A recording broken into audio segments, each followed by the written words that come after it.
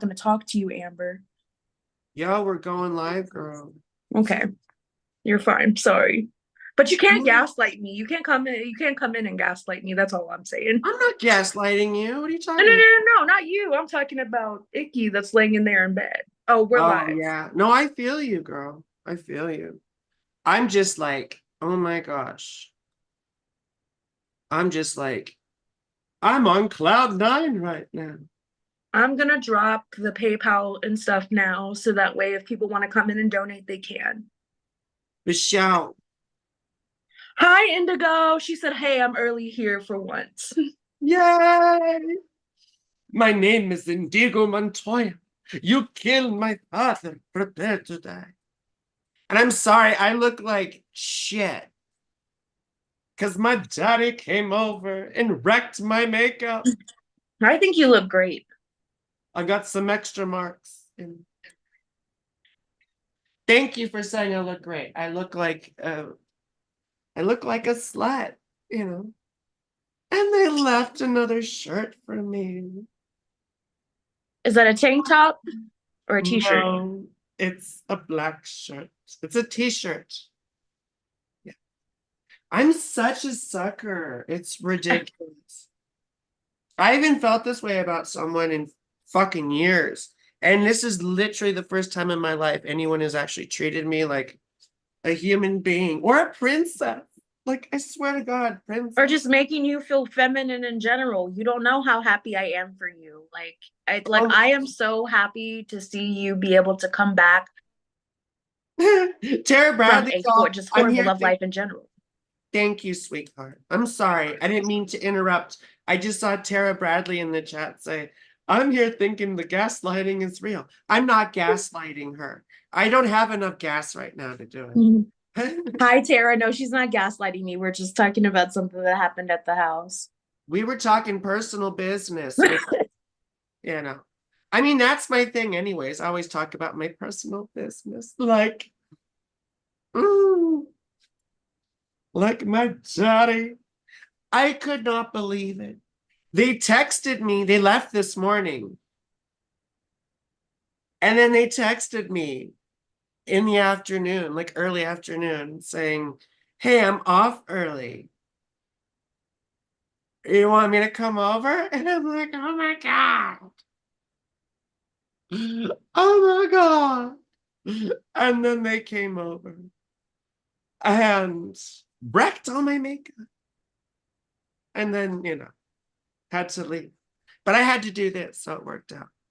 I was going to talk a little bit, but I mean, we could go right into charts. There were a couple topics I wanted to talk about because some motherfucker was on my shit today talking about being an Ophiuchus star sign.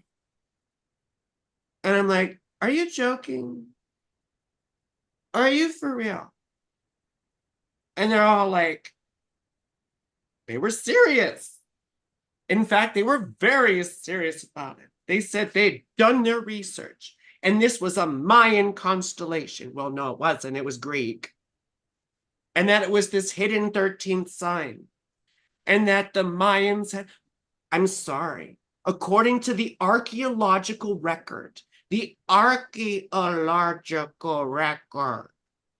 we don't know what fucking constellations the Mayans even used. The people who tell you that, and I'm talking from, oh, hi, Arnold. What is Ophiuchus? That's so It's hilarious. pretty funny. But for real, yo, we don't know what constellations the Mayans even used. We just surmise that they did because they had a calendar that relied on Venus movements to a certain extent, apparently. I have to double check that. But I do know because I am a fangirl for a certain archaeologist and ancient historian, Dr. David Miano, who actually teaches at my former university. And he's done some amazing work on all this stuff, on the history of the zodiac, on Mayan civilization. And everyone thinks Mayan civilization is way older than it is. It dates back to 250 BCE, right? I mean, sorry, 250 AD, 250 CE or AD. right? And persisted until 1697 or something like that, right? Almost 1700. Did they even know that there were 9 planets? They would only have been able to see the visible planets. So there were only 7 visible planets. Saturn was the furthest visible object for thousands and thousands of years. Thousands of years ago. Sorry, that was Aqua Teen Hunger Force reference. Oh my gosh. The You're ghost giving me of Christmas. flashbacks to my high school sweetheart. Stop it. Stop It it. was the ghost of Christmas past from the future.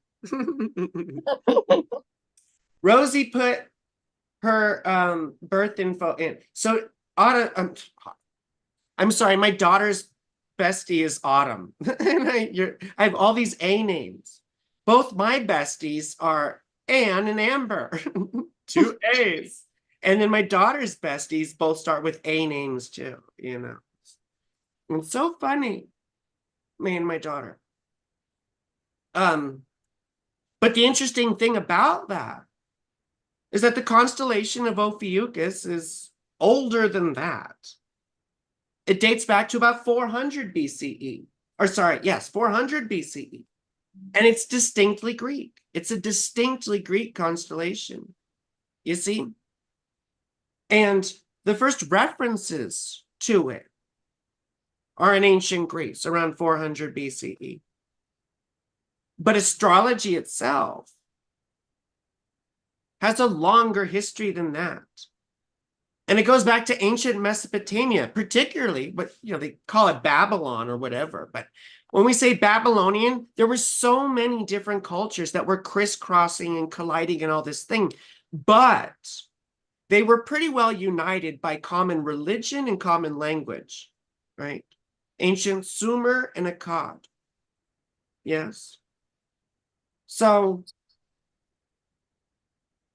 the zodiac itself dates back to between 500 and 450 BCE. So before the first references to Ophiuchus. And Ophiuchus wasn't one of the Babylonian constellations. And it's a misnomer to even focus on the constellations because the constellations don't even define the zodiac. They were place markers. They gave us the precursors for the signs, yes. But around 450 BCE, the zodiac of 12 signs, right? 12 sections divided into 12 equal parts of 30 degrees apiece emerged. You see, it was using the signs, not necessarily the constellations or their astronomical properties, not using their actual widths or anything. And sidereal does the same thing. I've heard people say, well, sidereal is more astronomically correct. Well, no, because what defines the zodiac is the unchanging rhythm of the solstices and equinoxes.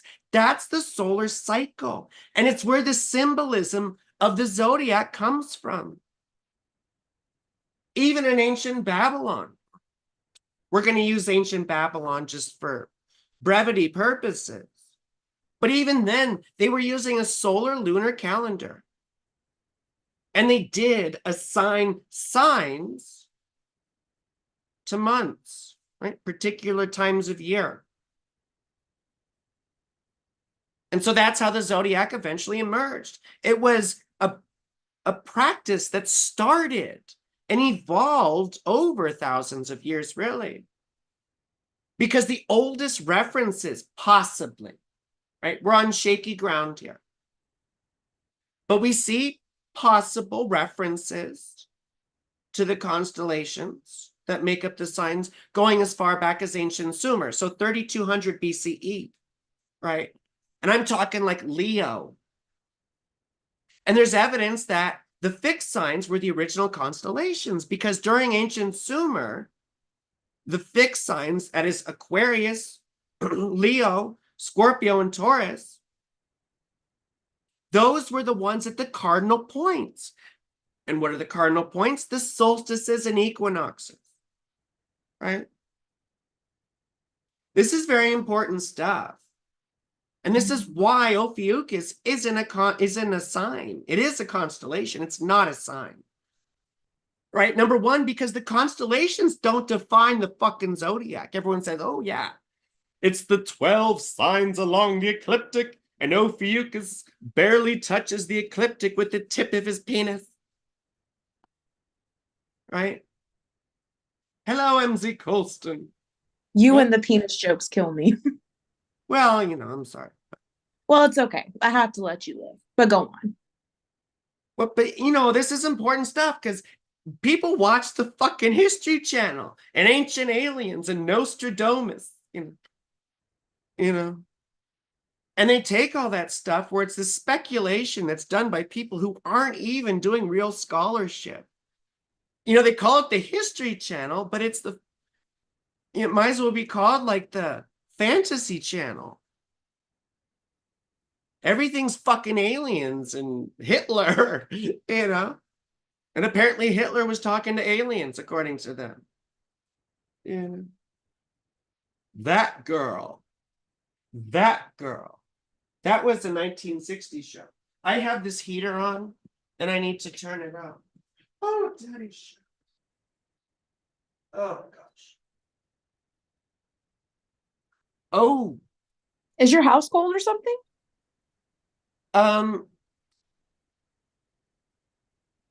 No. I just like the sensation of the heater Well, that's fair. on my legs. Let me just double check one thing really quick, because I have to make sure that. Excuse me. You keep talking, Amber. You hold the fort down. This will take me 4 seconds. Hi, everyone. How are you tonight? I hope everything is going well. Okay. I'm back. I can't even get my spiel out. 10 seconds. I didn't even get 10 seconds. That's okay. I was testing you. No. You were testing me? Yes, I was testing you. But again, that's the oldest references that we see, and even that is shaky ground. But we do see all 3 constellations. Oh, let me go back. I'm sorry. We do see all 12 constellations, all 12 signs of the zodiac mentioned in a document called the Mulapin, which again is ancient Mesopotamian, Babylonian. Yes. And the observations in it date back to 1000 BCE. So we have references of all those, the constellations which would become the 12 signs, with their symbolism, right? Even Libra became the scales. Well, it was originally the claws of Scorpius, the claws of the scorpion. And then over time, it sort of got separated into the scales, right? But it was still known as both. We have all these fucking things going back to 1000 BCE. Ophiuchus was never a part of them. It wasn't. There was something like 70, I want to say, constellations and such that were cited in this document, the Mulapin, which is If I'm not wrong, I believe it was 1972. Ancient Babylon was in 1970. No. The document you're talking about. Because I saw it somewhere on a certain website and said something about Ophiuchus being in 1972. I don't even know how to pronounce it. That's how it's not that relevant to me. What I'm talking about is the Mulapin, which dates back. We have copies that go back 700 BCE, but they reference. So no, it wasn't 1970. I don't know what 1972 is. The first reference we have of Ophiuchus goes back to 400 BCE. So maybe 1972 is the first time one of these idiots said it was a sign. I mean, it's just ridiculous. Anyway, well, this is important stuff. What was discovered in 1972? I think my older brother. I can't remember his birth date, but I think it was around there, So just to summarize, and we'll move on to your charts, but Ophiuchus is not a sign because it wasn't one of the 12 signs of the zodiac that emerged from the Neo-Babylonian Empire around 450 BCE. It was a distinctly Greek constellation. And the Greeks got the zodiac from the Babylonians. Now, there is some evidence that the Minoans who lived on Crete, there is some evidence that as ancient mariners, they may have influenced the Greek system as well, you see. But it was mostly Babylonian, with some Egyptian influence, of course. But the zodiac itself emerged from the Neo-Babylonian Empire, as I said, 450 BCE. Then, right, we have later the mentions of Ophiuchus. So that's one part. The other part is the constellations don't define the fucking zodiac. It's the path of the sun. It's the alternation between light and dark over the course of a solar year. And that, the allegory and symbolism with those movements, is a big part of what the zodiac is. You see, astrology itself was largely predicated on ancient philosophies like Hermeticism, Stoicism, Platonism, right? I mean, it came from Babylonian roots, but then these philosophies underpinned the meaning as it was used in Hellenistic times, when it really became a thing, you see? And these philosophies, all, by and large, right, held the view that human consciousness or the soul is in a process of development, right, an unfoldment. I hate using words like evolution because it's just a misnomer, but that the goal for human consciousness is to be reabsorbed or reassimilated with its source, right? And therefore, astrology itself was ultimately a tool for self-development. And Vedias Valens even said himself, we use it not to just know the mundane things of life, but to face whatever comes, right? With a sense of detachment, whether it's good or bad. Okay, Tara Bradley says, I'm confused again. You said many of the signs are constellations. No, I did not say that. If I did say that, that's not what I meant. The signs came from 12 constellations along the ecliptic. What's the ecliptic? It's the imaginary path that the sun takes, right, around the earth. And we know the sun doesn't go around the earth, don't we? Right? The earth goes around the sun. So really the ecliptic is, right, the plane of the earth's orbit around the sun, but it looks like the path of the sun. And so those, yes, because they were at the cardinal points. Well, what we use for the cardinal points now, and started, right, with the Babylonian zodiac, 450 BCE, the cardinal points became what? Aries, Cancer, Libra, and Capricorn, right? And these got their meanings primarily from where they were in the solar cycle. So Libra gets much of its fucking meaning from the fact that it's at the autumnal equinox, the place of equal night and equal day, where we weigh causes and effects. And then we descend after that into the darkness in Scorpio, because that's when the nights, when the darkness first overcomes the day, right? This is the symbolism where Scorpio symbolism comes from, you see?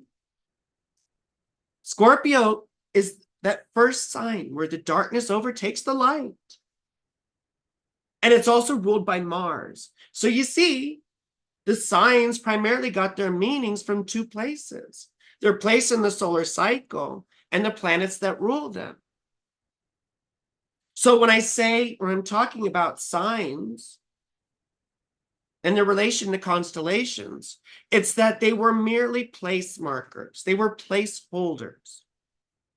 A sign in the zodiac is 30 degrees. They're even, right? And we know the constellations aren't even. And what I was mentioning here was just the history of where they come from. I mean, we see potential references to the bulls and the lions, right, in cave paintings, potentially dating back to Paleolithic time, 30,000 years ago. There's no evidence that they're connected other than, the symbols of the animals they use. But it's a valid theory, I mean, it's a valid theory. But that's what I mean when I reference that. Now, the constellations, right? As I said, they were forerunners to the signs, but they're not the signs themselves. And the symbolism of the constellations, like the symbols associated with them, carried over. But the meanings of the signs in particular was from the solar cycle and the planets that rule them. And people get really fucking upset at me about this, but it's the history, People lose it on me. And I believed a lot of bullshit. Like when I was a kid, I watched all that ancient aliens nonsense. I grew up on conspiracy shit, And that's why I can call foul on most of it, because I believed most of it at one time. And in a way, I'm ashamed of it. And in another way, it gave me some good background in order to counter some of this nonsense. So that's, again, another reason why Ophiuchus isn't a sign.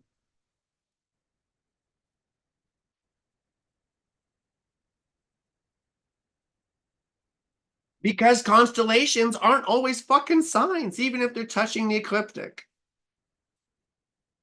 That dirty ecliptic likes to be touched by Ophiuchus the trouser snake.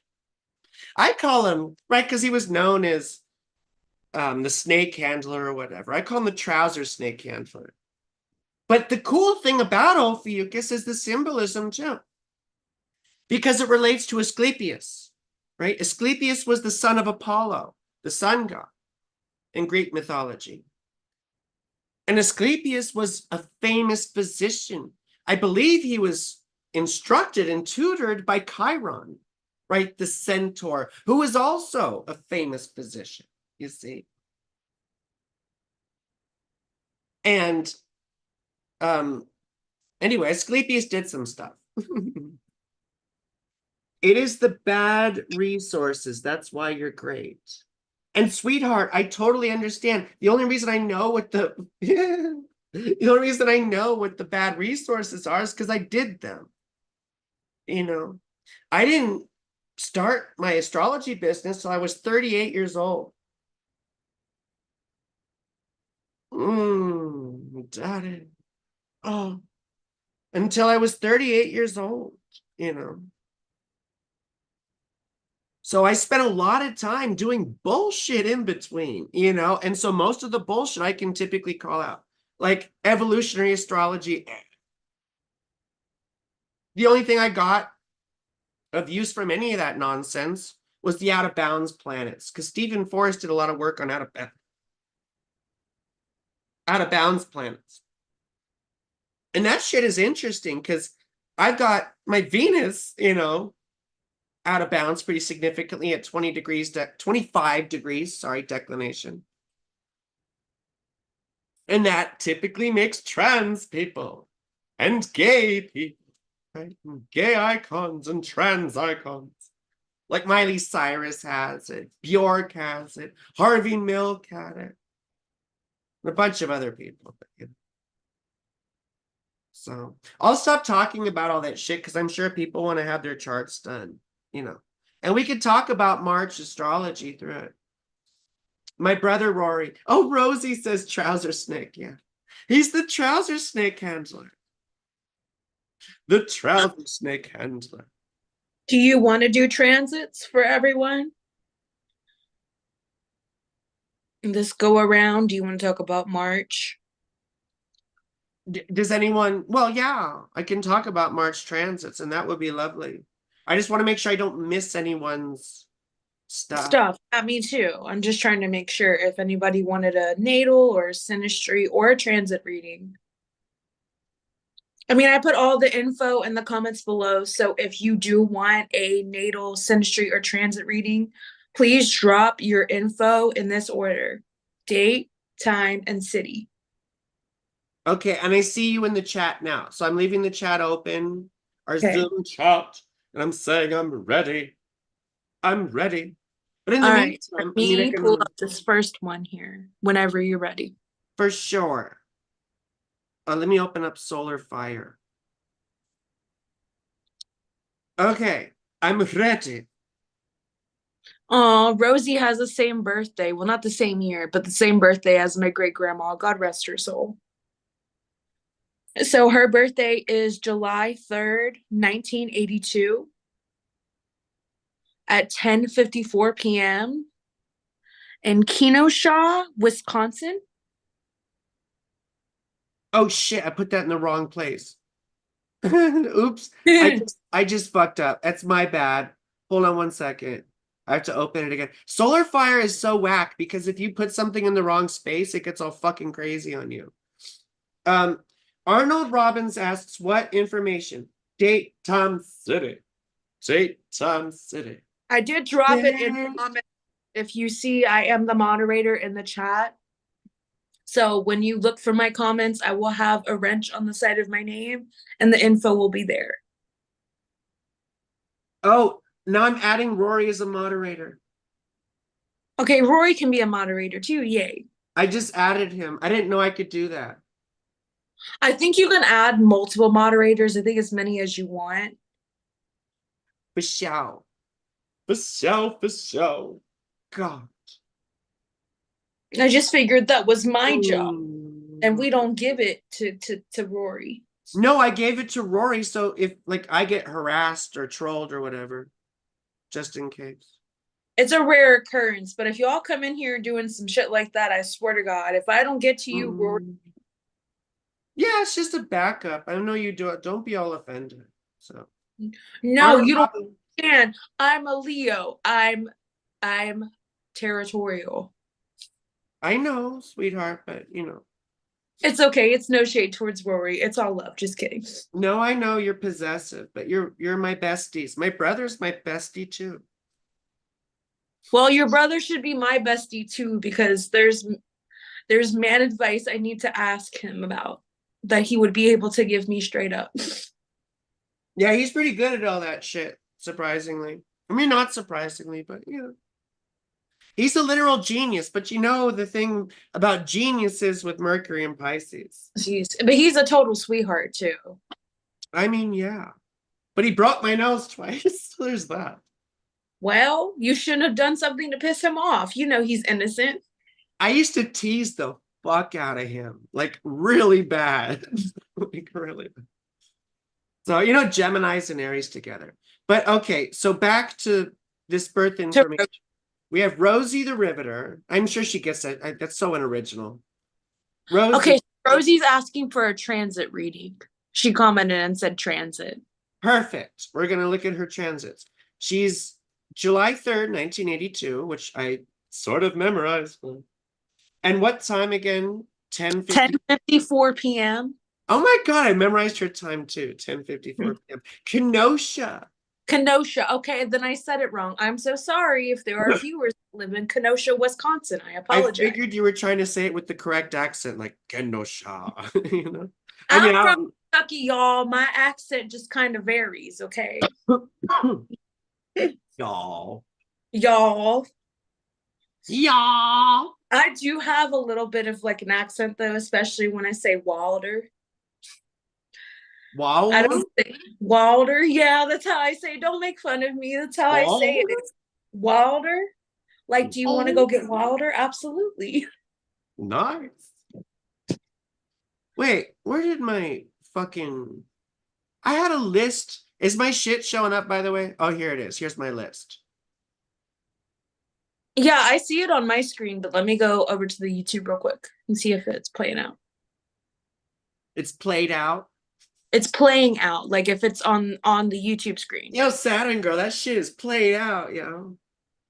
Rosie said, you're fine, Amber, no worries. Okay, yeah, I'm just trying my best for y'all. I love y'all. Yeah, don't egg her on, Rosie. We I'm love. Hey, listen, my great grandma has the same birthday as you, just in different years, and I absolutely cherish some cancers. Like my great grandma was probably one of the biggest influences in my life. When I lost her in 2008, it really broke me apart. yeah, I'm sorry, sweetheart. Oh no, it's fine. Listen, you know I'm an eighth house Saturn, so all of my grandparents and shit died before 28. So it's fine. I'm cool with it. Um, I'm sorry, sweetheart, but like you seem surrounded by it. Listen, I'll live. Listen, it's made me who I am. So listen, it doesn't Okay. bother, but I'm still scared of death myself. Make no mistake about it. I'm scared about how I'm gonna go out. Hey, Amber, when is the next lunation? Do you remember? It's a new moon. In how many days? It should be a new moon in Virgo. No, it's in Pisces. It's in Pisces. You're Let me thinking check. full moon in Virgo. No, I'm finding it now. Don't worry. I got it. I got it. It's on It the, shouldn't be too far away. the 10th. Yeah, on the 10th. It should. I Early, had it written early down. in the morning. So that's going to be a new moon in Darling Rosie's second house, right? And it's my second house also.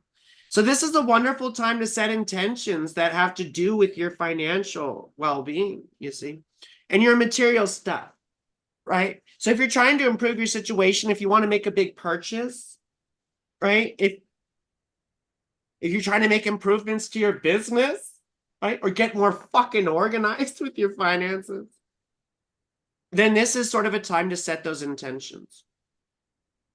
And then I always say you look ahead to the next, right? Because new moons are sort of new beginnings, right? We set things at them.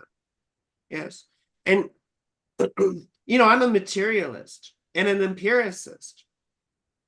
And I tend to take that sort of perspective when it comes to things, but it doesn't mean I totally dismiss astrological magic or anything like that. I still do it. And I think there's a lot of good to it.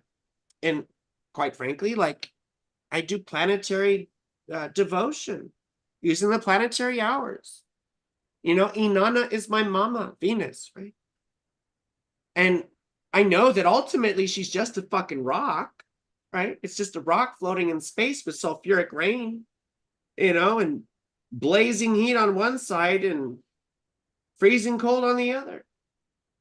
But I project that stuff on her. And that's the essence of astrology too. We project these things on them because analogically everything's related. And that's a philosophy. Well, that's my philosophy behind this, And you could probably surmise that from some other cultures, but that's my sort of understanding, sort of applying a Buddhist framework. But I'm just mentioning that because whatever you do, whatever ritual you do is real for you, right? And however you use the new moon and the full moon, that's particular to you. And rituals for you, it's not for gods and goddesses, right? It's preparing you to be receptive to a quality or a virtue or something you want to develop, some psychological condition you want to process or expose. You see? That's why ritual is very useful. It is useful. And just because I'm a materialist and ultimately I'm sort of an atheist, I'm nothing necessarily, doesn't mean that this isn't real in certain contexts, you see?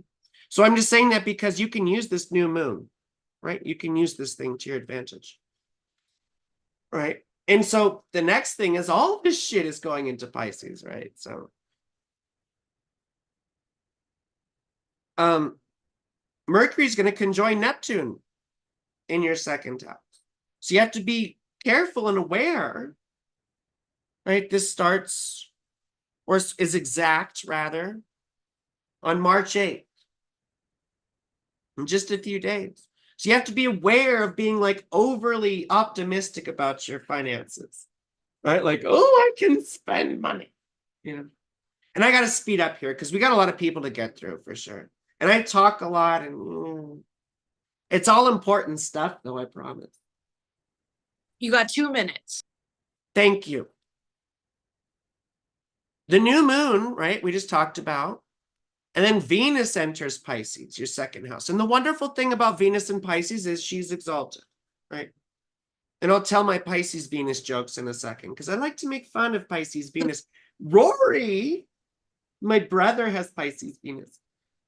And he's so sweet. Ladies love him.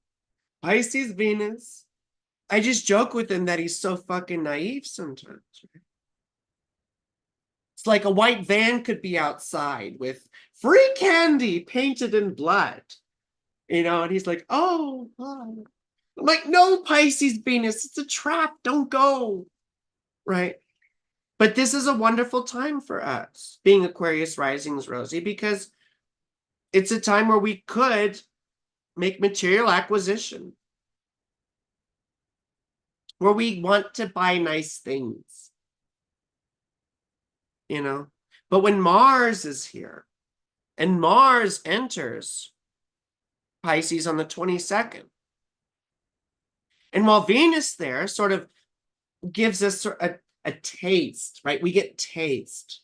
We want that dress. We want this or that. But she also could bring, because you have a night chart like I do, and Venus is your best planet, she can also bring some luck with money too. You know, a little bit of income, or someone pays you back or something like that. Time. Okay. But But anyway, last you- thing, sorry, just watch out for Mars going through because it makes you want to spend a lot of money, you know? And that's not something that's good for you right now. Anyway, so thank you, Amber. I'm going to stop sharing. Okay, but a quick question for you.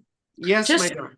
learn, what is the most beneficial planet for people who are in the day chart, and then for those, it's Venus for the night chart. You So just what is asked, for day charts? you just asked a wonderful question. And really quick, this is very quick. Sect is the most important thing in astrology because it's the most basic thing. It's night and day, right? So you were either born when the sun was out or when it wasn't. Well, that's not totally true because people get born at twilight and it's very ambiguous. And you have to do some experiments in their charts to figure that out. But most people are pretty definitively born either while it's dark or it's light out. And so sect means that. Now, there is a day team of planets and a night team of planets. The day team, of course, is each team has a luminary, a light, the sun or the moon, right? Has a benefic, right? Jupiter or Venus, and a malefic, Saturn or Mars, right? And the ones on the night team are like the lesser of the two, yeah? So as far as the luminaries, of course, the sun rules the day. And the moon governs the night.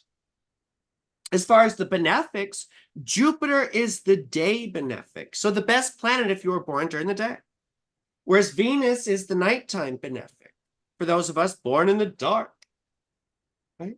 I was born during the day, so Jupiter is my benefic. Exactly. Now, when we get to the malefics, Saturn is of the day and Mars is of the night. You see? Now, that means that Saturn prefers to be in the day.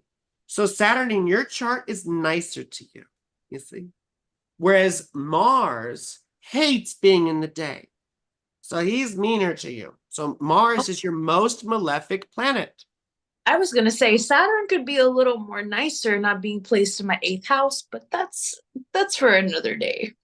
Yeah, but Mars is your most malefic planet. So when we look at your zodiacal releasing and stuff like that, those Mars periods are going to be the worst, unfortunately. Yeah. Right? But we all know that it's a mixed bag for me. Yeah, exactly. Just because I'm square heavy, period. Just in the fixed signs, I'm square heavy in general. So it's a mixed bag no matter what. For sure. But the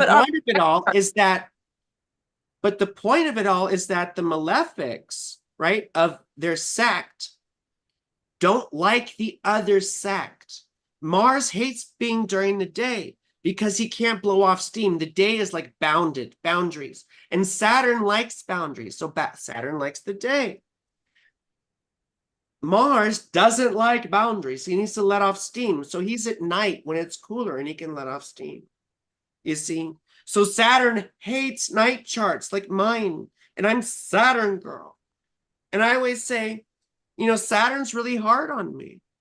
In fact, he's so hard, I can feel him throbbing in my guts. You know? So anyway, but that was a little thing about sex. But who's next? Okay, so that girl. That girl. You make me think of Aaliyah's interlude, that song where it goes like, bitch, you know I'm sexy. Don't call, just text me. Anyways, so her birthday is January 9th of 2002. So we got a fellow Pluto and Sagittarius up in the chat. I was in college in 2002. Oh I was 3 in 2002, but technically I would have been 2 when she was born, but still. Well, good. Now what's their birthday? Oh wait, what's their time?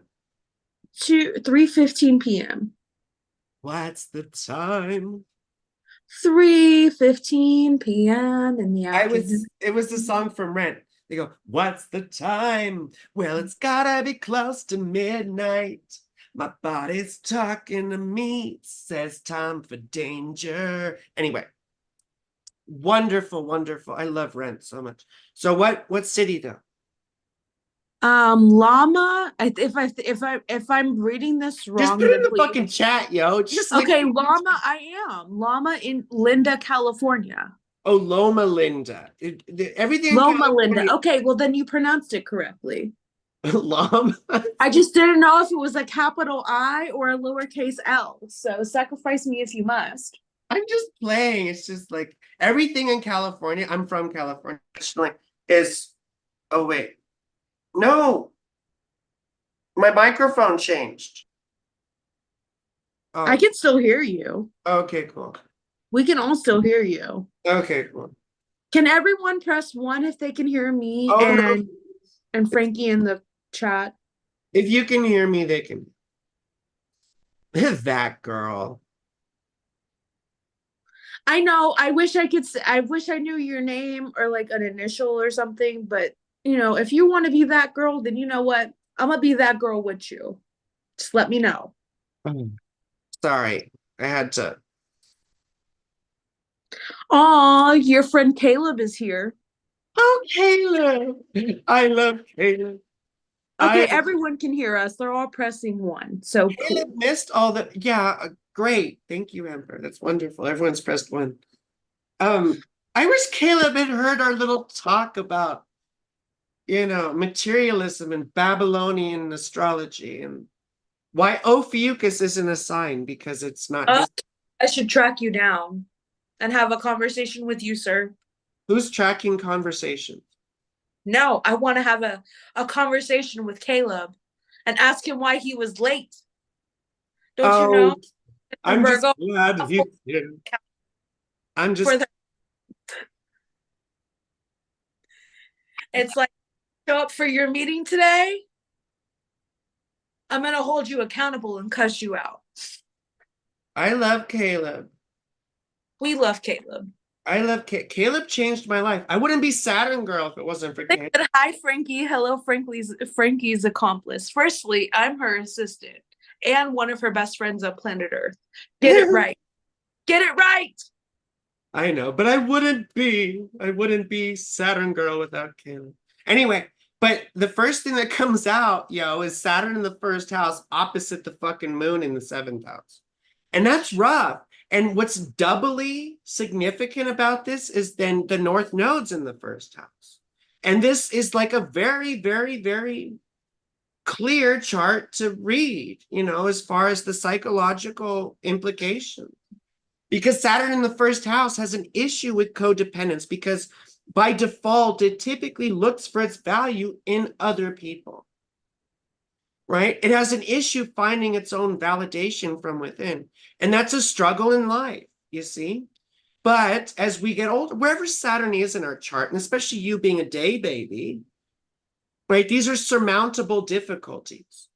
You understand? And Saturn is retrograde too. And that, number one, Saturn retrograde doesn't understand boundaries, right? It doesn't have its own boundaries. And I can say this because I have it too, right? We can respect other people's boundaries, but we suck at our own. Now, there were historical people with this that didn't respect boundaries. Vladimir Lenin had this, right? Famous figure of the Russian Revolution. Eleanor Roosevelt had this, right? And she challenged the conventionality of American politics. She's the one who penned, right, the International Declaration of Human Rights. An amazing document, you know? Anyway, other people had this too, but those are two that I always remember. And the other difficult part too is Saturn opposite the moon. When I see, and then, you know, the moon and Pluto aren't, well, we'll call them conjunct because, you know, within 10 degrees, I'm going to go out on a limb and call it a conjunction. You see? So, number one, Pluto, both of these together are very similar. Saturn opposite the moon indicates oftentimes, you know, there's depression and stuff that goes along with it. But the moon is the mother. And when Saturn's opposite the moon, we frequently see domineering and strict mothers. And then when Pluto is conjunct the moon, I call it mama trauma and the bipolar coaster. So there probably are some, you know, some significant traumas that you carry around with you. And it's also illustrated by Chiron in the 8th house. And then, you know, you have the Sun conjunct Venus in the 8th house. The interesting thing about the Sun in the 8th house and Venus is this very natural sort of empathy, for lack of a better word, right? That word gets so beat up in New Age circles and thrown asunder, turned into New Age nonsense. But everyone wants to tell their secrets to an 8th house Sun and Venus because they feel, probably unconsciously most of the time, that you've been through similar trauma and that you understand their stuff. And I'm not looking at the chat right now, so I can't see if you're confirming or denying, but don't take any shit that I say as gospel. Well, not regarding your chart. I can't tell you how to feel, but other stuff you can take with citations, you know. That shit I said earlier about the history of the constellations that make up the zodiac going back to Babylonian times, that's like factually true, according to archaeology, actual scholarship. But the other stuff in here, you know, if it's your experience of the whole thing, and I can't tell you your experience, and I can't tell you how to feel. But I can tell you what it looks like here. And when the North Node is in the 1st house, conjunct the ascendant like that, my first thought is that I'm going to use new agey words that I don't really like, but for lack of a better word, the path of possibility or destiny for you is to build a solid, integrated, confident sense of self. And you're still quite young, so this is probably a journey that you're starting. And you've well, I'm not going to say obviously, because I don't know, but it looks very much like you have a lot of trauma from childhood. And most likely surrounding the mother, although Mercury rules the dad. Mercury in the 9th house. So was dad religious? Was dad religious or spiritual? You got Mercury conjunct Neptune in the 9th house, so you just got to be careful of being bewildered by spiritual fantasy. And I know all about that because I did it for years until Caleb came and shattered me into 1,000 pieces. Right? And that was necessary because it wouldn't have given me the strength and the courage to come out and the strength and the courage to move on from stuff that was ultimately suffocating me and holding me back. So it's like a lifesaver. You see? I'm going to look at the chat real quick because I don't want to just be talking shit. I'm stuck at work till 7:30. It is rough. BPD Queen. Yes, I'm sorry, I didn't want to say that, but it's someone with heavy BPD features too. I was diagnosed bipolar and first diagnosed BPD, but they rescinded that and said bipolar, right? With heavy BPD features. And we often see that with Saturn moon contacts. And I have Saturn conjunct my moon and Pluto conjunct my moon, right? So I can relate to you. He was very hardcore Christian. You've also had a very bad childhood. Yes, of course. But you see, that sensitivity is what makes people relate to you also. You know, and your 10th house ruler is Jupiter in the second house exalted. So, Time. okay, well, I just want to say this really quickly to her. No, you're good. Go ahead. A Jupiter exalted, right, ruling the 10th house indicates a modicum of success. So, I mean, it looks that way to me anyway. It looks good in your chart, but it looks like it doesn't happen till later in life, unfortunately, probably closer to 40, like it happened to me. I also have a very happy Jupiter retrograde. And the thing about that is things they often happen later in life, unfortunately. But it's still there. It's still sort of a guarantee at some point that you will have a modicum of success. Well, don't sue me if you don't, but you know what I'm saying. And we'll move on. We'll move on. We'll move on. We'll move on. As Saturn always works. I mean, you have a lovely chart. You really do. You really do. But you need, and when it comes to partners, you need stable partners who have their own money and have their own stuff. You need someone who's more or less like of the same socioeconomic class as you, so you're not worried about people draining you financially. That was a lesson I had to learn too at a certain point.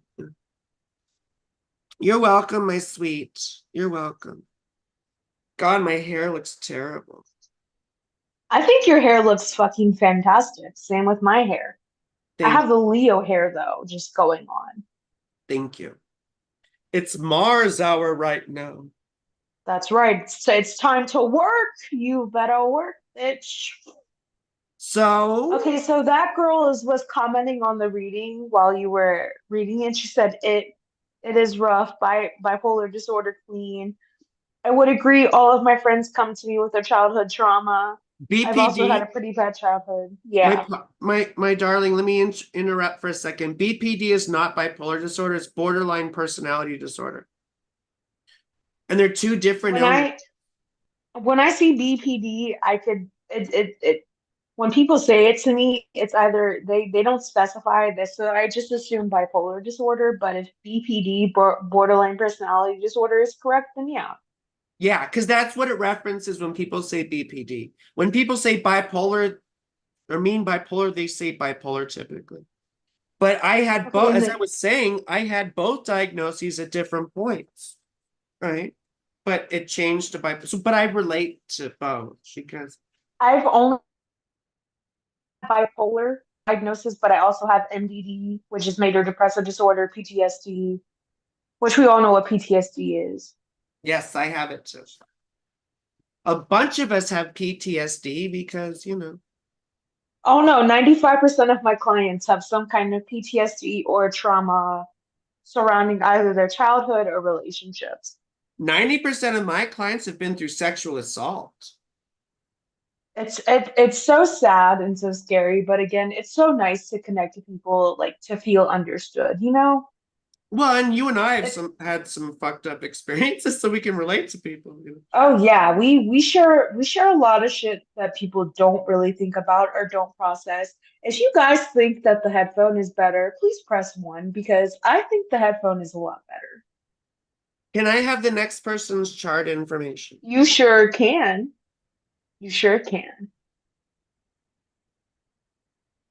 So our next reading is Miss Colston, if you have her birth info. I need it again. Solar Fire lost everything. Stupid solar fire. Okay, let me find her comment. Well, it's my Here. fault because, like, well, the computer shut down and didn't save anything.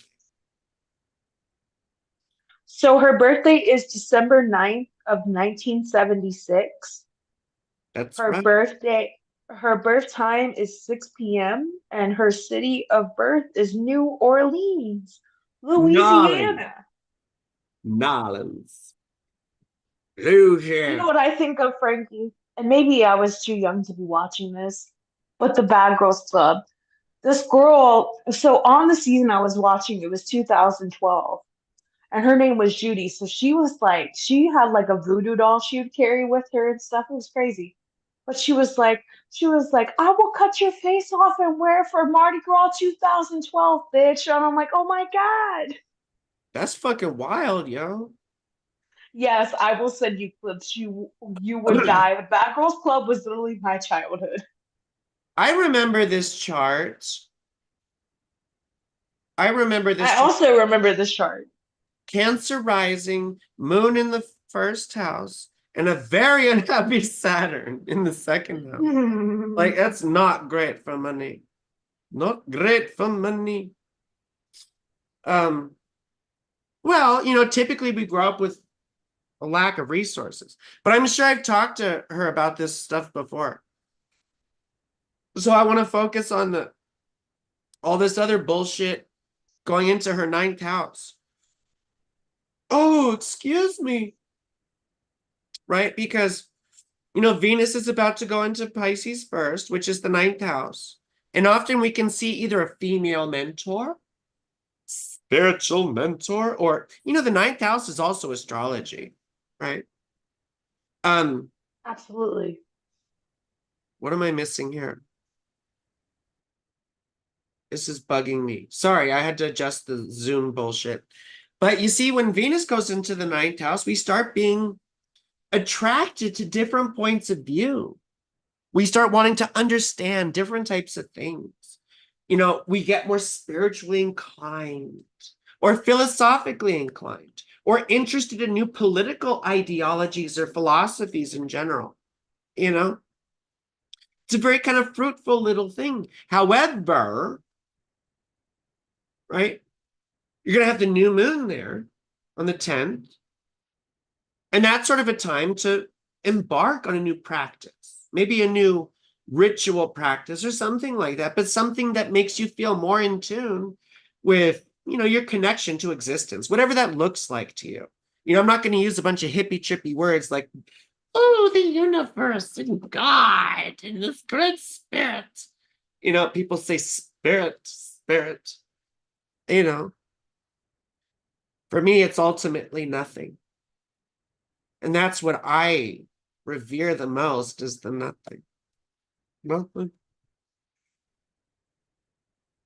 But that's all that's conditionless, right? Everything else is conditioned. Really, when you get to it. Everything else is dependent on something else for its existence. But that's a whole other thing. But we start thinking about that kind of stuff when Venus goes into our ninth house. Now, with the new moon there, as I said, it's a time to start seeking out new things and different stuff, right? Challenging your own points of view. But when Mars goes into your ninth house on the 22nd, this will start making you a bit fucking insufferable, You'll probably start being preachy, like a little Joel Osteen, Oh, God. I'm not saying you'll do that sort of thing, but you'll be very amped up and enthusiastic about what you believe, quite likely. I don't mean to interrupt you, but Joel Osteen is a fucking scammer. That's all I'm gonna say. Oh, fuck yeah, he's a scammer. He's a piece of shit. But, Because let me ask you a question. How do plumbers find all that money in the wall? That's my real question. I don't know, yo. Religion itself is a scam, and it's been a scam for 6,000 It really, years. it really is though. It really is though. Well, I gave the talk last time about religion and patriarchy having to do with farming and agriculture and making people work.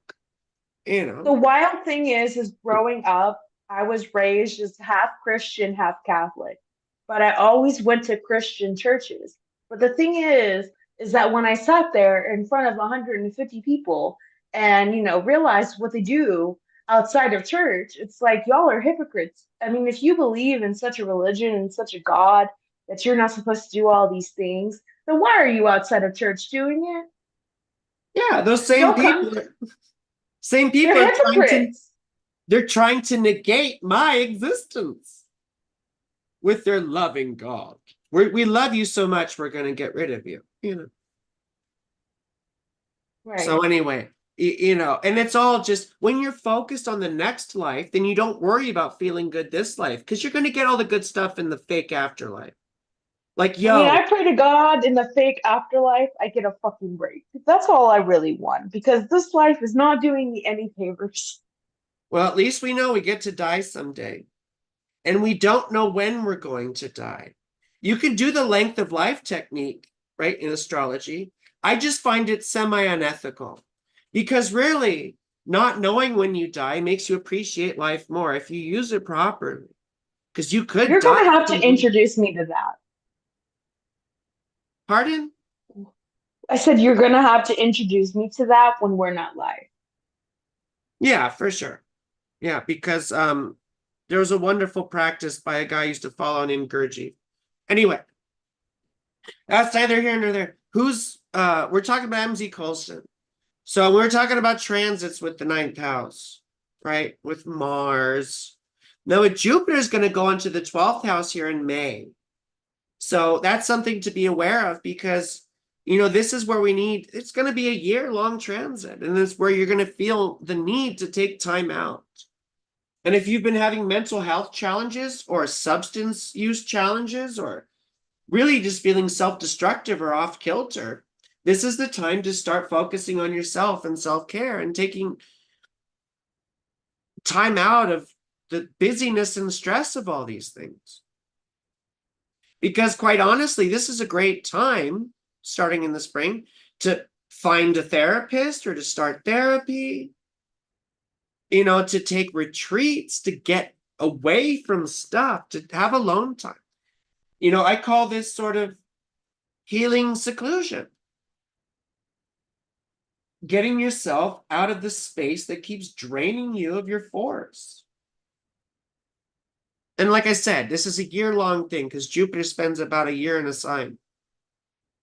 So it's a time to settle in and appreciate the fact that you need to focus on yourself and take care of yourself because it's going to feel like it's undoing, you know.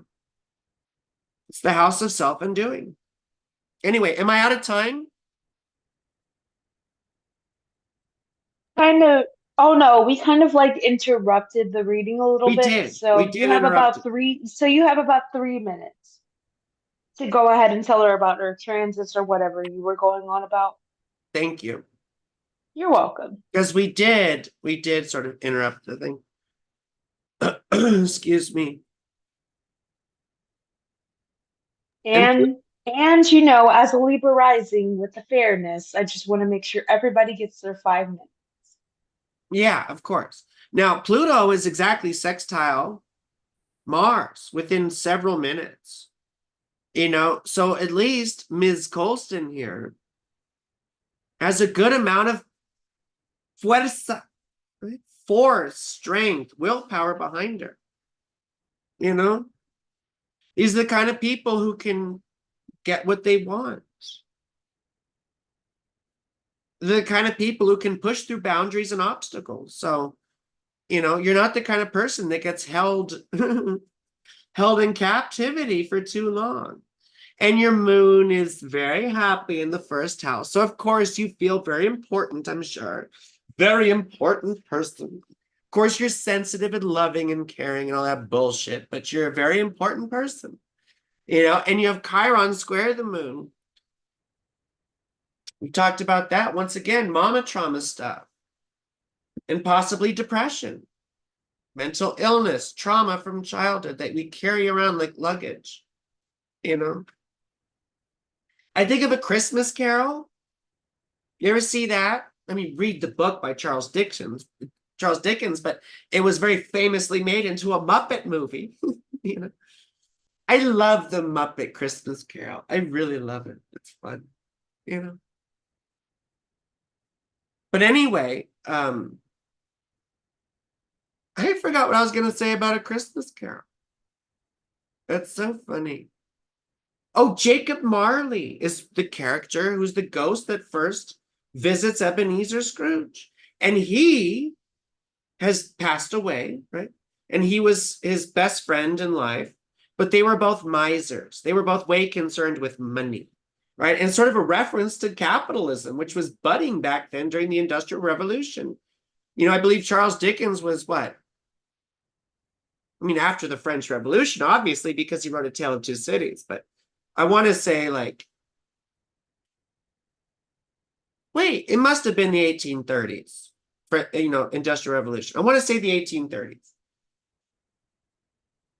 Anyway, but in that book, Jacob Marley is carting around these chains, right, full of garbage and stuff. It was all of his deeds during life. And we walk around like that, carrying all this shit with us all the time, you know? And it's sort of interesting, again, in relation to the Moon Square Chiron, because it indicates this childhood trauma that we carry around with us, particularly from the mother, but then Venus being in the 8th house. Venus in the 8th house is about processing all that stuff.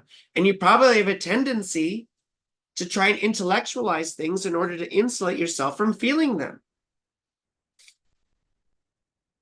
But you need to let yourself fall to pieces sometimes and allow yourself to feel, you know, the pain and the trauma and all those sorts of things, because that's how we process them, is by letting ourselves go through that experience again. Now, I don't agree with Carl Jung. He's a piece of shit, and Caleb will agree that Carl Jung was a piece of shit. But he did make an interesting comment. He said that the root of mental illness is the unwillingness to face legitimate suffering. Now, he was totally off base there and victim blaming, because not all mental illness is like that. But a lot of our neuroses and our conditions do come from not processing stuff or suppressing things, right? And I have direct experience of that. So learning to allow yourself to feel is very important, you know? And you have the 6th house nonsense. So it's, once again, very important. Because it's easy to get into this sort of, you know, combative mode. And when Mars is conjunct Neptune, it just makes you always feel right, typically. You know, it can give a sense of, I mean, fate and destiny, and I'm supposed to do this, but it can also make someone quite fanatical, too. I think Joel Osteen actually has Mars Neptune, to be honest with you. I think Alex Jones does, too. Or Alex Jones might have other Neptune shit. You know? But it's just stuff you have to be aware of. In particular, well, if it makes sense to you. You don't take my word necessarily for it. But being a Cancer rising ultimately is about learning to be sensitive on the outside and strong on the inside. Because that's the way you are able to project and share sensitivity, right? Is by having that strong inner core, that strong confidence. So you can be mushy on the outside because you have that badassness. And the confidence only comes from accomplishment. It only comes from doing shit and going through pain and suffering. And I'm sure you're familiar with that, with the 6th house sun and everything else, because these 6th house placements, they make us face incredible odds oftentimes. Saturn trying the sun, right? That's discipline. Someone who has some discipline. Saturn is also trying Mars. You see? So you have a lot of good stuff going for you. And with your Mars ruling your 10th house in the 6th, I would wonder if you were involved in the medical profession at all, or the service industry. Something where you're dealing with healing people or stuff like that. Or where you're serving people, like I think of restaurants and hotels, hospitality, food service. I also think of people who work with animals. So trainers, veterinarians, stuff like that, because the sixth house is also small animal or pets and things like that. And subordinates are employees. So if you're a manager, your employees probably don't like you very much. You know. Anyway, was that 3 minutes, Amber? Yes, ma'am. It would be 3 minutes. I actually let you go a little bit over a minute. I didn't want to stop you while you were in the middle of your spiel. So Okay, well, you could do that. I just want you to get out what you need to say because that's really important. Oh, Caleb was saying mid 19th century for Charles Dickens. So yeah, 1850s then. You're around there. So thank you, Caleb. So I'm just trying to make sure the people that dropped their birth info are still here. So Dave Gentry would be the next natal chart reading. Whoa. Dave. And Mr. Karen Chapman, if you can hear my voice, could you please drop your natal chart info in this order? Date, time, city, please. Date, time, and city, because I can't do a natal chart reading without a time of birth. We can only do so much, but it kind of takes away from the whole thing. And in that order. So it's daytime city. Daytime city. You know, like You know what YMCA. you made me, you know what you're making me think of? The YMCA dance. That's what I was doing. That's exactly what I was doing. That's called a parody, Amber. So There's Dave, this one YouTuber, I forgot his name now, but he does really great parodies of songs. who does? God, I forgot what his name was. I'll send you the links after we get off the live.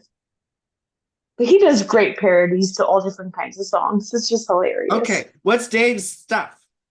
Dave. Okay, so Dave Gentry he's a Libra, a Libra, as you know, the divination sun likes to say. Oh, she's so Let's give fucking her a hot. shout out. I She's so love. fucking hot. Let's give her a shout out right now. The divination sun, she's so fucking hot. Oh, oh, She's a Leo sun, Libra rising like me, so let's give her a shout out for a moment. oh She my is God. fine. As far as cis, That woman is fine. as far as cis women go, she's like a goddess. She's like, on the scale of 1 to 10, she's an 11. She's 11. Our amps go up to 11. Anyway, what's Dave's fucking birthday? Okay, so it's October 3rd of 1969, 9:45 a.m. in Dallas, Texas. Dallas, Texas. Every time I think of Dallas, Texas, I think of the Kennedy assassination. Dealey Platt. You know what pops up in my head when I think about Texas? It's that song, All My Exes Live in Texas. That's what song pops in my head. I know you don't like Hank Williams Jr., but that's fine. Yeah, I don't know. I guess he's better than Toby Keith. All these other fascists. Anyway, I like Pete Seeger and Woody Guthrie, the anti-fascist country people from like the 1930s and 40s. Those are the cool guys for me. Country wasn't always like uber racist and conservative. Like it turned that way in like the 70s. Anyway, no one cares about fucking country. We care about Dave's wreck of a chart. I don't mean that. It's just like whenever I see the sun in the 12th house, it's rough. Now, the sun does rule your 10th house, though. So you could be involved in the medical professions yourself, or as a counselor, or an advisor, or a social worker, or someone who works with addicts or the mentally ill, right? We often see therapists here, right?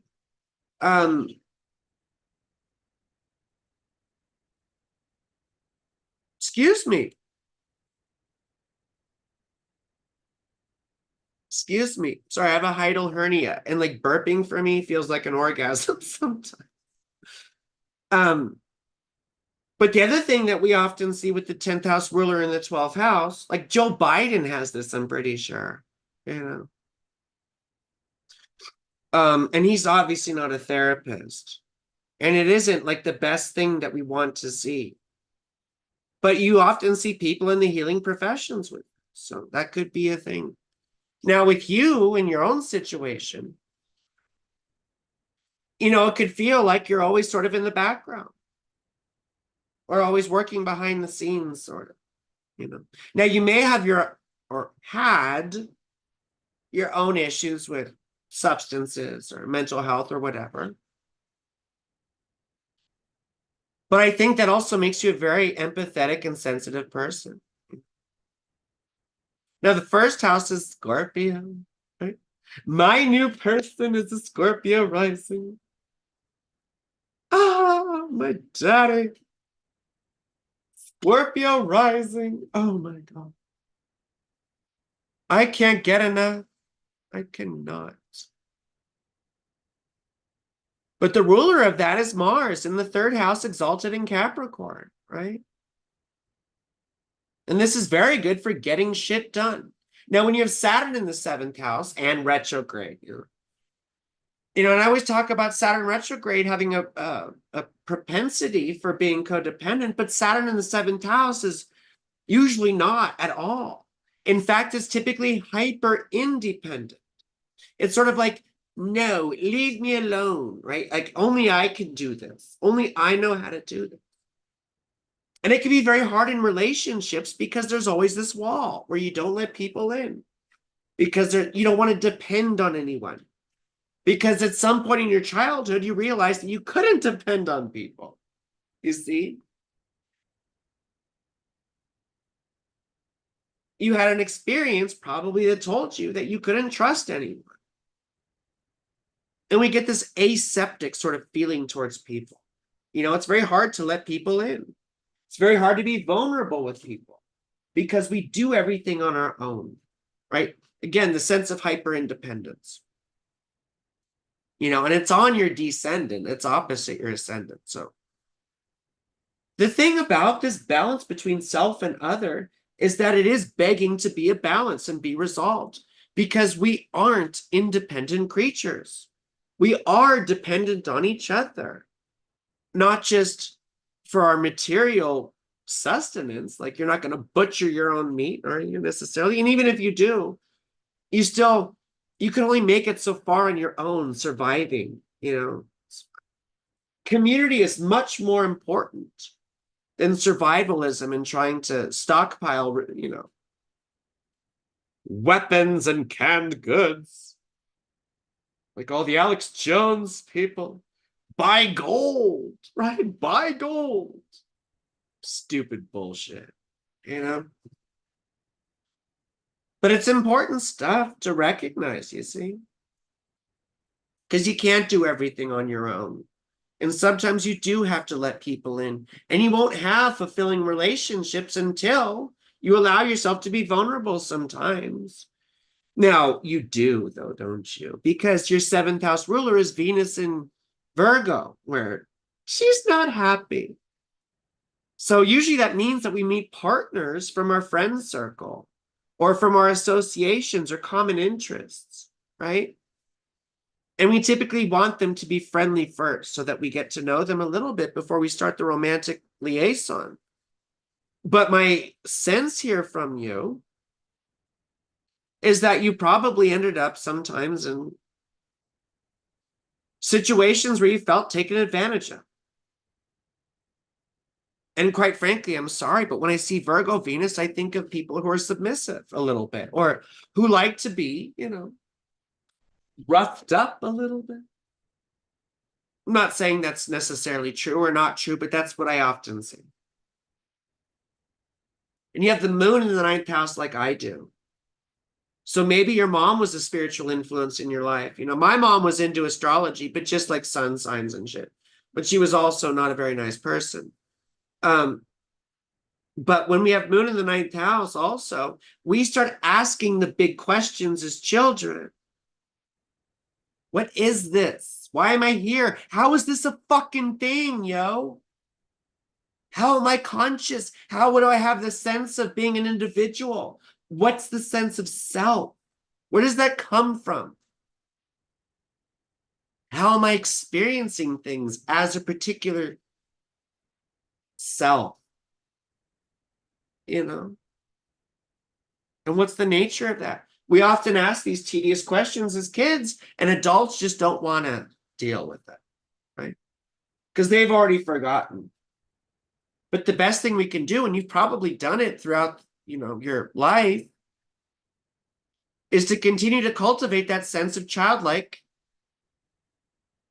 mystery about the nature of being here in the first place.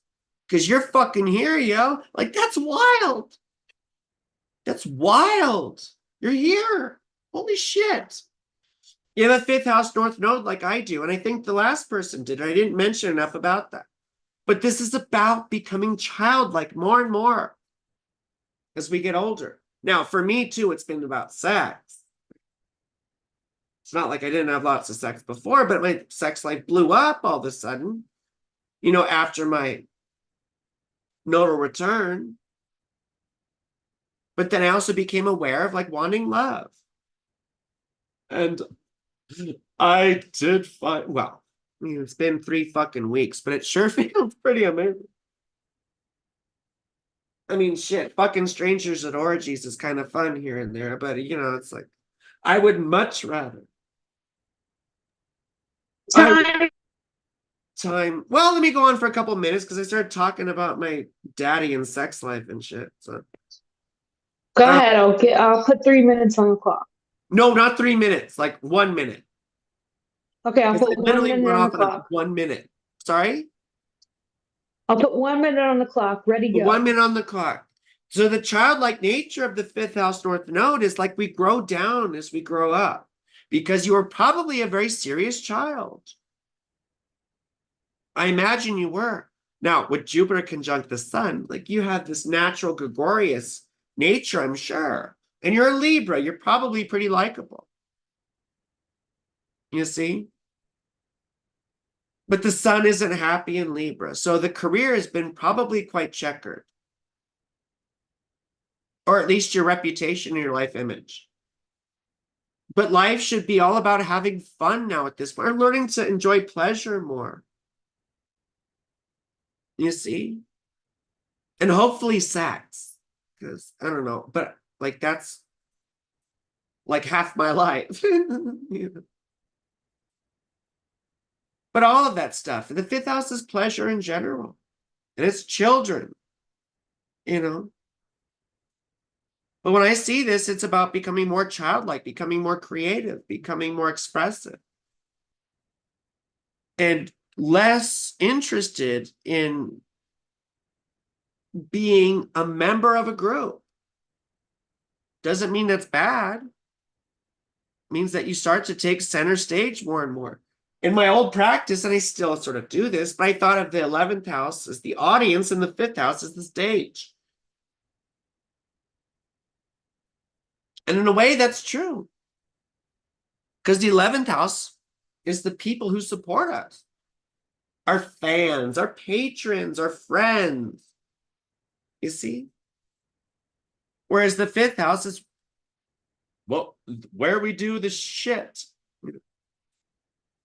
So, and I imagine you had a difficult circumstance with children at some point in your life. So I don't want to talk about that though, because I'm a parent and I hate talking about that shit. But when you have the 5th house ruler in the 12th house, it often indicates that there was a very difficult occurrence with the child. So anyway, I don't want to leave it on that, but that's where we are. Child, there you go talking about the kids' shirts. I mean, I can't, like, I know it's something you can't ignore, but it is a very sensitive topic. It feels unethical to not mention it, and yet it feels like absolutely shitty to mention stuff like that. I'm sorry. I know it's such a difficult line that I have to pick and choose with my clients. Like, do I say like, hey, this is kind of in your natal chart, but then it's like, do I bring that uncomfortable subject up? I mean, it doesn't even have to be that bad. Sometimes it's just a child on the spectrum, which isn't necessarily a terrible thing. And sometimes, are you interrupting me again? I can't, what was that? I mean, my niece is on the spectrum. She's on the spectrum, really. Dude, your shit's fucked up I'm right now. sorry. My niece is on the spectrum, like she also has. Can you hear me better now? You're like, it was cutting like out. Can you hear me better now? Yes. Okay. So my niece is on the spectrum of autism, but she also has Down syndrome. But she's very smart. And then Yeah, Dave commented and said, "Thank you so much, Saturn girl. You're the best." I agree with all of it. my fucking new partner has autism, Nothing wrong with it. It's just a different condition, but we do see it represented in the 12th house and sometimes even in the 6th. Or it can just be depression that a child has to deal with, I also feel like that would be a good content idea for you if you were to like come up with a video of the study around autism, because there's not so much surrounding it or covered by it in the astrology community, from what I see at least. Yeah, but I'd have to have my daddy help me with that because they know much, because I want people who experience it. But I really do think Rory is probably somewhere on the spectrum. I'm sorry. I do think Rory might. That's your brother. That's just between you two. That has nothing to do with me. No, I mean that's just me being a bitch. That's all. He's just a genius, and he's got some interesting stuff. Anyway, who's the fucking next, yo? So the next one is Mr. Arnold. Mr. Arnold. Hey, Arnold. Hey Arnold, can you give me your birth time? Just kidding, he did. Okay, what's the date? He's a Libra too. So it's October 10th of 1962 at 1:05 a.m. in Manhattan, New York. New York. Damn, Ember. Manhattan. It makes me think of the Muppets Take Manhattan. New York. Something, something, something, dun, dun, dun. I don't know this song. Something for New York. I don't know that. I mean, I used to hear it all the time when I was in college, but I don't ever remember what the lyrics are. So here we have a Leo rising. Look at you. I'm always a sucker for Leo rising. Once again, Saturn in the 7th house. And we just talked about that. Oftentimes it's a sense of hyper independence, but the moon is in the 7th house too. And that usually indicates a longing for love and closeness and relationship. So it might be sort of a painful dichotomy having both. And it may have been a sore spot in relationships in general, where it's like you can't fully get close to someone, even though you really want to. It's always like this little thin veneer or layer of saran wrap, sort of lies between you and the people you love. So, and once again, I bet similar to the other person, maybe you did have an event in your childhood that told you couldn't trust people and you couldn't rely on anyone. So you had to do everything yourself. And you can't be in a loving partnership when you have that sort of attitude. I'm not saying you do anymore. I'm sure you've worked on it quite a bit. But, old habits die hard, don't they? Because they're psychologically ingrained in us from our childhood conditioning, oftentimes from parents or school or friends or, touchy-feely priests, stuff like that. And I bet with Chiron in the 8th house that death has sort of surrounded you a bit. Now Jupiter's there too in his own sign, but he's retrograde. So I wonder if you had a significant death in your family that may have yielded a bit of an inheritance or something like that. Could also be that you have something to do with accounting. I don't know. So we do see people who manage money, stuff like that. Fund managers, perhaps, but that's like, it's a big deal. And your 10th house ruler is Venus, right? In Scorpio, not very happy. So I imagine you've had a pretty checkered career, or it's been very difficult for you to find success or to feel like you've achieved your brief in some way. But there must be a love of family history. I imagine, there must be a love of the past in some way. Perhaps you're interested in antiques. Perhaps you're interested in family history. I wonder if your dad was an alcoholic. When I see the 4th house ruler in the 12th house, like 9 times out of 10, dad was an alcoholic, or he just wasn't around. He disappeared or had a second family. All right, I'm not trying to make any judgment calls or whatever, but we often see either dad was an alcoholic, not around, or like just bipolar, mentally ill, whatever. And Mars isn't happy either in Cancer. So there was a very difficult relationship with dad, I imagine. And then you have a difficult time relating to your own emotions. You probably internalize a lot of your anger and feel uncomfortable sharing it. And when I see Mars in Cancer, a lot of powerful men have Mars in Cancer. It's not a thing to like be really, Jesse Ventura, total man, right? Mars in Cancer. One of my heroes, Bruce Campbell, the famous, B horror film actor from Evil Dead and all that 1980s stuff. Was that Heart of Darkness? Did he do Heart of Darkness? Anyway, they have Mars in Cancer, and these are like real dudes, So it's not necessarily anything about that, but it's very difficult for you emotionally, I imagine. And it's very difficult for you to let off steam and anger and stuff. And what typically I see here is people who let shit build up and then explode, right? Now, all of this stuff that was in your 7th house is going into your 8th house, right? And you have Saturn going through your 8th house now too. So this couple of years here, up until early 2026, is all about learning to let go, unfortunately. And there's a sense of loss that comes from a lot of this stuff. Your Jupiter's very happy. That's very nice. And Jupiter rules your 5th house.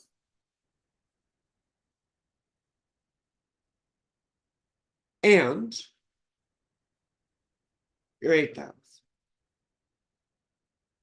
I really don't like talking about the 5th house ruler in the 8th house, but at least your Jupiter's very happy, So, but I don't like talking about 5th house rulers in the 8th house. I just don't like it. I don't like it. I don't like it. I don't. But Mars coming through your 8th house is going to be difficult with money. And it's tax season. So you might find yourself owing a tax bill that you weren't counting on. Just be careful, because this is a time of financial loss. And I'm not trying to be morbid or mean or anything like that. I'm just saying be careful and get your ducks in a row and be careful with money over the next couple months, right? Especially in April and even through May. You see, but Jupiter right now has been going through your 10th house, which hopefully has helped you with some modicum of success or getting recognition, or maybe finding a better position, or maybe even getting a raise or something like that. I sure hope. But then Jupiter's going to go into your 11th house, right? And it should be a year of connecting. Now, it might not just be in person. It could be social media as well, because I put social media in the 11th house. I think with good reason. You see? But Jupiter's also not happy in Gemini. However, I really do think this is an enjoyable period for you. And especially when it comes to mental pursuits, because the 11th house is the joy of the mind, whereas the 5th house is the joy of the body. You see? It's my favorite house. I love the joys of the body. But the joys of the mind are a close second. The stuff that we're passionate about, the stuff that we want to learn, the stuff that we get idealistic about, right? We see, that's why we see groups and friends and like-minded people and causes, because the 11th house is hopes and wishes. It's what we aspire towards. You see? So it's a wonderful transit. And then the eclipses, right? The first one's going to be in your 9th house in April. And please, Ambers, jump in when I'm over time. And then the other eclipse in October is going to be in the 3rd house. So you're seeing a big change in what you believe and how you communicate what you believe, you see. You could even find yourself getting involved in educational pursuits, learning a new philosophy, taking a class or a course, or even if it's like an online course or an audio book, something that expands your mind and your perspective and your thinking. That's the sort of stuff we expect to see. We're going to look at the chat real quick. Yes, Latchkey Kid before they... Elizabeth or Ezra Bith says they donated. Did they donate?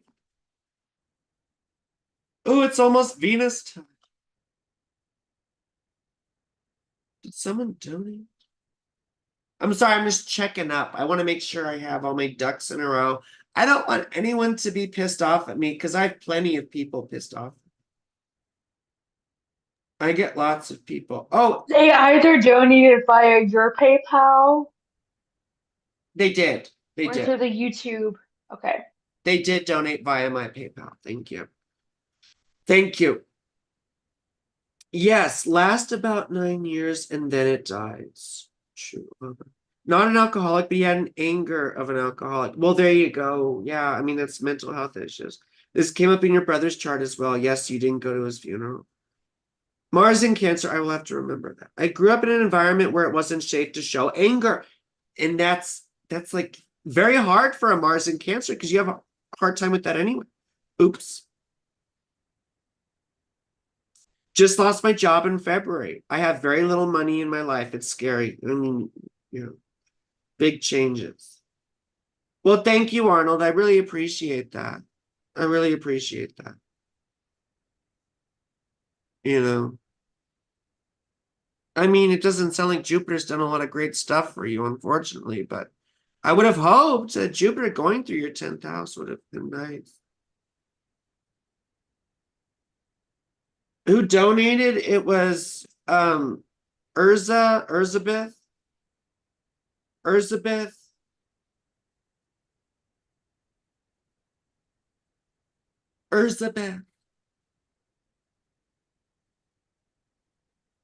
I just can't see her birth info, so that's what I'm trying to figure out who.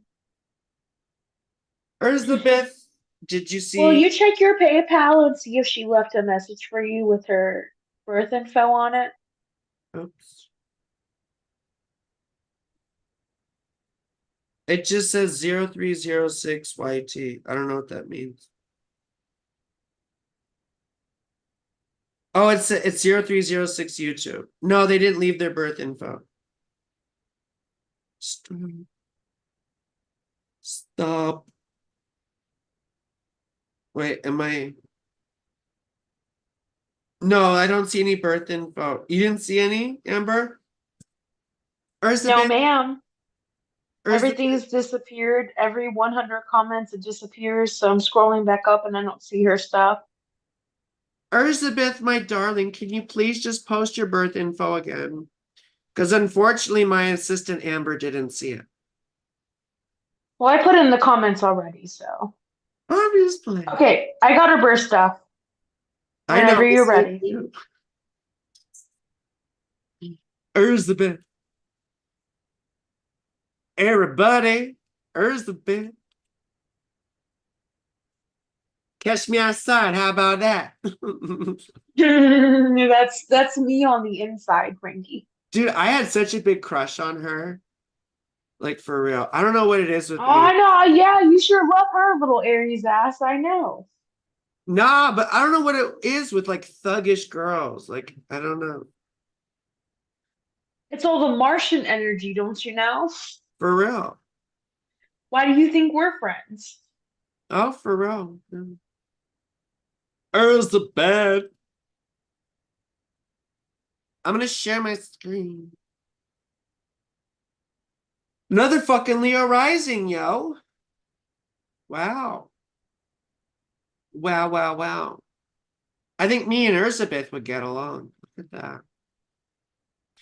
Yeah, she's got a Leo rising and Venus, like opposite my Venus. Oh, excuse me. Mercury on my ascendant. The sun not far from it. Ah, yeah, I think we get along. Oh, her moon's conjunct my Pluto. Oh my goodness. And her Pluto's trine my Venus. Oh my God. Yeah, we get along. But anyway, Sun in Aquarius is sort of like, gets a reputation for being aloof and sort of solitary and all that, but it's in the seventh house. So it has this added flavor of subservience. And once again, I hate using the C word, codependency, once again, but I think of the sun in the seventh house as sometimes indicative of that, of sometimes being in a servile position to people, being in the supporting cast. And you do have this whole thing in the sixth house. I have Venus in the sixth house too. We almost always have been divorced. You know what I mean? Sixth house Venus is a lot of times our partners become our enemies. You see? Or there's something where we're attracted to submission and dominant people sometimes, you know? So I was always attracted to very dominant women and stuff. And with a dominant now, you know. I'm not typically a submissive person. I fuck shit up. But with the right person, I'm like, oh my God. Oh my God. And that's typically a sixth house Venus thing, even though it's in Capricorn and you have this sense. When I think of Venus in Capricorn, I think of a fucking Tootsie Pop. You know what I'm saying? It's got this thick outer shell and this inner gooey nature. Except for Capricorn Venus, that thick shell isn't very sweet. It's bitter. It's more like baker's chocolate. You know? Astringent.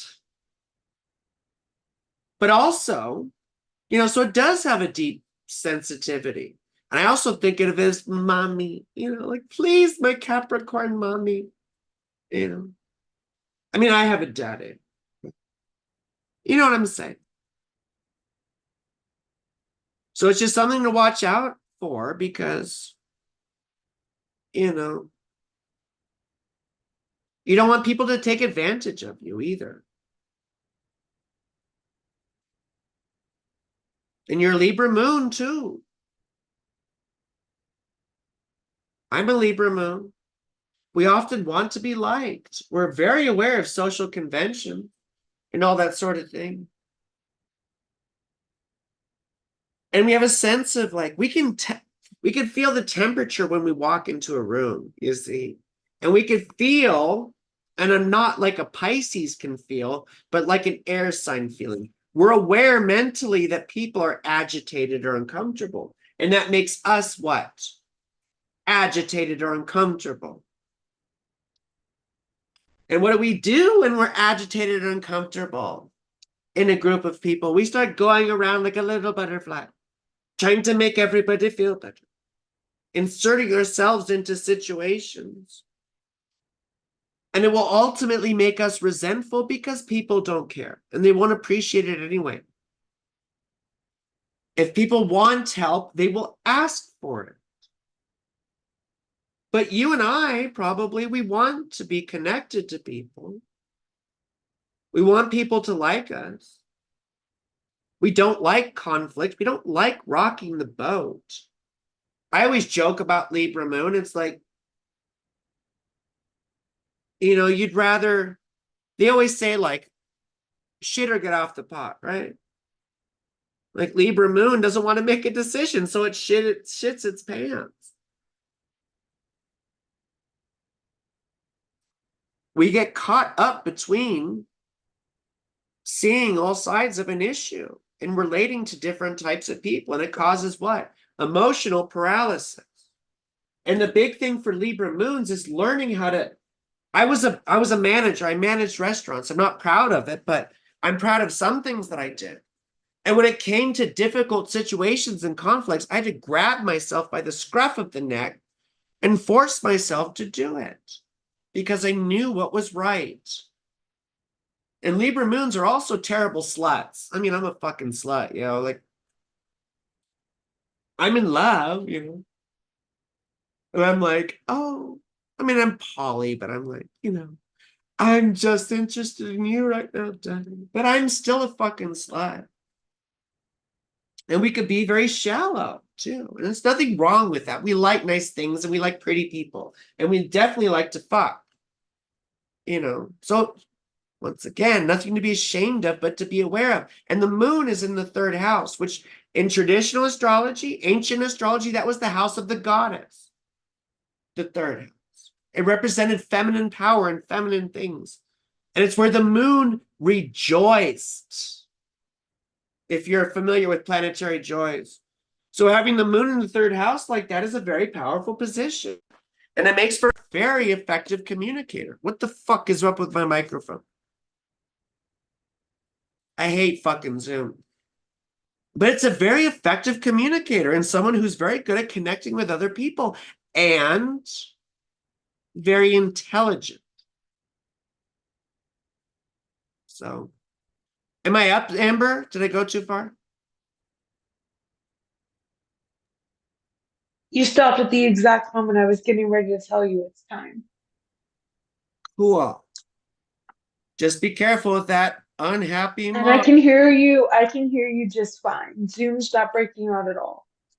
It just does this shit where it says it's changing my microphone. The fuck is Scorpio, fourth house? Bad dad issues. I mean, it doesn't look like dad was a very nice person. Dad was probably way too much into their own shit. Maybe narcissistic. Maybe pushed you too hard. I don't know. But Mars is very unhappy and rules the fourth house. So usually it's dad not very nice or dad like way more into his own shit, getting recognition, workaholic, working too much, never around. Maybe successful, maybe a big failure, Mars is unhappy. Maybe a bad reputation. So anyway, I'm gonna chill there. Who's next? Okay. So the next person is going to be you. Did you do the donation reading?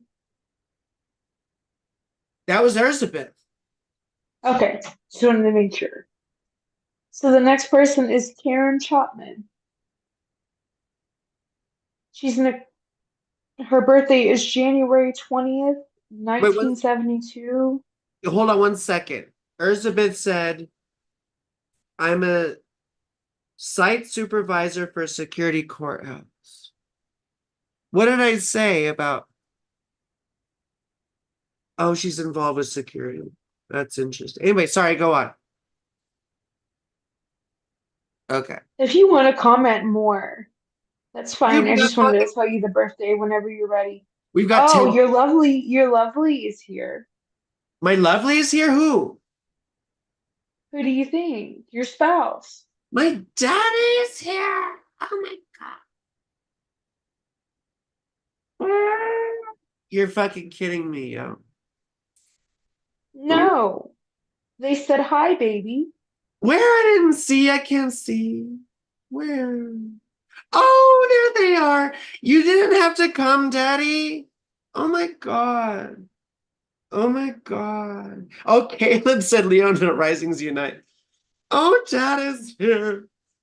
Oh my goodness. Oh my That's all goodness. right. If it's fire risings, to unite, it's the air risings. Me and Frankie will take that. Oh. They came over earlier. Well, they were here this morning. Oh, I'm such a fucking sucker. Yeah, like I'm such a sucker. Like hook, line, and sinker. It was just one of those circumstances where it's just like, oh, I just know. I just know this is the right thing and this is absolutely perfect. I mean, nothing is really perfect. Ha, just in time to hear what a big slut you are. I am a big slut. I am a big slut, but I'm a slut for you. I'm a slut for you. Mhm. Oh my God, they commented and said wanted to see your face again. Oh, I'm a slut for them. It's so funny because I am a big slut, but I haven't had any desires other than them. Like I've just been laser focused. And that's not typically like the No, you're Saturn girl. You're not supposed to have feelings. yeah, see, but they make me have feelings. Oh. See, you can try to deny your Libra moon all you want to.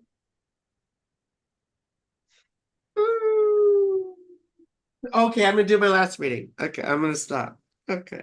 So anyway, who was this? I'm gonna scroll up in the comments and look for it again. Okay, it's Karen Chapman. Okay. So her birthday is January 20th of 1972. Okay. Her birth time is 3:30 p.m. 3:30 p.m. Yes, and then her birth city is Mon. It's Moncton, NB, Canada. Moncton. Yes, Wait, Moncton. yes, yes. New Okay, British Moncton Canada. and BC, Canada. Okay, it came up. Moncton. It's an interesting name. Moncton. There was a Lord Moncton. Moncton. It's Lord Moncton. Anyway, well, let's share my screen. Share my screen. Yes, I am a big slut, but I'm just a slut for my daddy. Wait, what's going on here? Am I sharing the right screen? Yeah, okay, I'm sharing the right screen. Well, they're Cancer rising too. So again, we have all this stuff going into the ninth house, don't we? And they are in Pisces Venus, just like my brother Rory, right? So they're very sweet, aren't they? And you're a Pisces moon too. And the thing about Pisces moon, I've told this joke so many times, but it's very sensitive, you see? And I think of Pisces as like a mop. And I know I've told this joke tons of times. And what do mops do? They soak up all the dirty, nasty water and the unpleasant emotions of those around it. The only difference between a Pisces and a mop, though, is you could wring out a mop, you know. But you wring out a Pisces. by giving it alone time, by giving them space, because they have a natural ability to identify with other people's emotions and moods and brain states, and not consciously. So like, oh, I'm an empath. I'm an empath. You know, that's just another word for like, I'm going to tell you how you're feeling. I'm going to gaslight you. But this is different, you know? And the thing for Pisces moons is they have to learn to disentangle their own emotions and moods and everything else from those who they've been around. So that's why every Pisces moon needs like a good 30 minutes to an hour of alone time every day, just to separate themselves from the bullshit in the world, because everything is so draining when you're that sensitive and when you feel that stuff. I know you're a Capricorn sun, so all that gooey sensitivity is hidden under a layer of, you know, crusty rock, you know. It's that layer you have to drill through to get to the warm magma, the liquid hot magma, you know. But you have Saturn in the 11th house and retrograde. And that's quite difficult, you see, because it's oftentimes like being the last kid picked for dodgeball in school. We feel bullied or ostracized or left out, made to feel weird or rejected in some way by our peers. And we get an innate distrust of people and groups. And so we get very suspicious in that way. So you probably have like a close-knit group of friends. And it's probably difficult for people, for you to let people in or to trust people, I imagine. You see? But you have all this wonderful spiritual stuff up there in the 9th house, you see? Again, I talked about 9th house moon earlier, which I have too, and it's about the child who asks the deep probing questions, who wants to understand the nature of their own existence. And Venus there is very, what they call sapiosexual, very attracted to deep people. Very attracted to deep people. And Venus rules your 4th house, so I wonder if your father was religious or had a big religious influence on you. Now, Pluto is down here in the 4th house, so it may not have been a good influence. But it was there. And you see Neptune is square Venus too. So there's a tendency to get wrapped up in fantasy and to avoid reality, perhaps. That's what we see a lot. And also looking at other people through rose-colored glasses, right? Being overly apologetic for people who hurt you and rationalizing their bullshit. Like, well, they did this because they're traumatized or they just had a bad day. And you can be empathetic for people and you can allow them that space while at the same time expecting them to take responsibility for themselves and making the choice that if they don't take responsibility for themselves, that you're not going to want to be around them until they do. You see? So that's something to be aware of as well.